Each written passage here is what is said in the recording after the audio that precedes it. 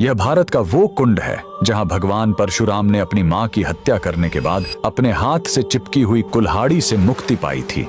यह कहानी है महान ऋषि जमदग्नि और उनकी पत्नी पतिव्रता रेणुका की। कहते हैं रेणुका हर दिन नदी से कच्चे घड़े में पानी लाती थी और उनके सतीत्व के बल से वह घड़ा टूटता नहीं था। उनके 5 पुत्र थे जिनमें सबसे छोटे थे विष्णु अवतार परशुराम। एक दिन रेणुका ने नदी में कुछ गंधर्वों स्वर्ग के संगीतकार को जल क्रीड़ा करते देखा। उन्हें देखकर एक पल के लिए उनका मन मोह में पड़ गया और उसी क्षण उनके सतीत्व का बल टूटा और कच्चा घड़ा टूट गया। जब वो आश्रम लौटी तो ऋषि जमदग्नि ने अपने योग्य बल से जान लिया कि उनका मन भटक गया था। वो इतने क्रोधित हुए कि उन्होंने अपने पुत्रों को आज्ञा दी, अपनी मां का वध कर दो। जब चारों बड़े भाइयों ने मना कर दिया तो क्रोधित पिता ने उन्हें तुरंत पत्थर बन जाने का श्राप दे दिया। इसके बाद परशुराम ने पिता की आज्ञा को अपना धर्म समझा। उन्होंने भारी मन से अपनी कुल्हाड़ी उठाई और अपनी ही मां का सिर धड़ से अलग कर दिया। उनकी आज्ञाकारिता से प्रसन्न होकर जमदग्नि ने वरदान मांगने को कहा। परशुराम ने तुरंत अपनी मां को फिर से जीवित करने और साथ ही पत्थर बन चुके अपने चारों भाइयों को भी मुक्त करने का वर मांग लिया। सब फिर से जीवित हो गए, मानो कुछ हुआ ही न हो। लेकिन कहानी यहीं खत्म नहीं हुई।